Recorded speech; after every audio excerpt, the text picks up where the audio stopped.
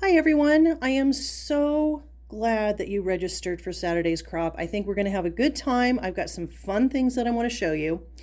Today, I'm just going to real quick tell you 2 steps I'd like you to take before Saturday. I think that it's going to speed us up because I don't want to take too much of your time showing you how to do everything and measuring everything. I want to make sure that you actually have some time to work on your pages too. So for the traditional gals, if there's 2 things that you can do, this is not for you if you're one of my digital gals, because we'll be doing something different there. But traditional gals, we're going to be using the jumbo circle punch. I always say that wrong. The jumbo circle pattern from the custom cutting system. I hope that you have the new 13 by 13 inch mat.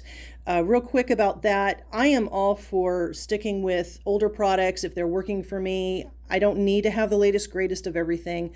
So I did not invest in this mat for the longest time. But last time we did the big circle and made a wreath out of it, it was near to impossible for me I needed a yardstick basically in order to be able to make the measurements that I needed. It just didn't work for me.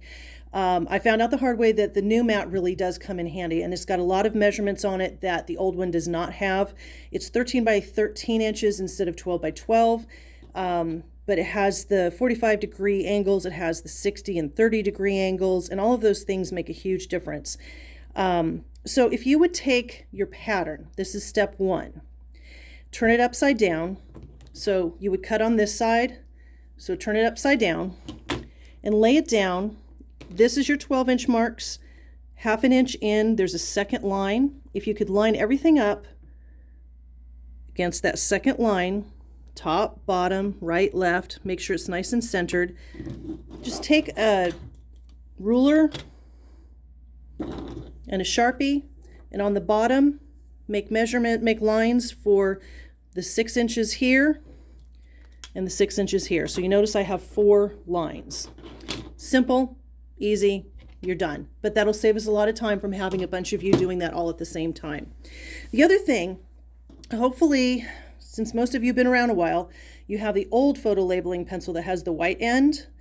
I'm sure you could take a Sharpie and do the same thing. You're going to have black lines instead of white. It really is up to you. That will be more permanent than the pencil, but what was recommended to me was using the white pencil. When we go to measure, because we're going to use the 60 and 30 degree, your lines will not show up. They do because I've extended them.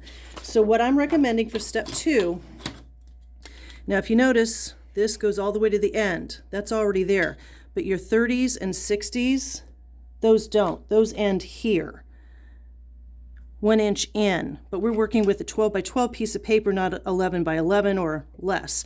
So if you would take a ruler and your white pencil and extend those all the way to the edges, you can see where I've done it here, I've done it here, here, here, so all the way around. If you could do that, again, like I said, that's going to save us some time. And I think you'll see why once we start working on it on Saturday. So let me know if you have any questions. If you could do those steps before Saturday, that would be fabulous. I'm looking forward to working with you. Here's the Mandala Punch. This is what we're going to be doing 3 different things with. I think you're going to love it. And I will see you in a couple days. Bye.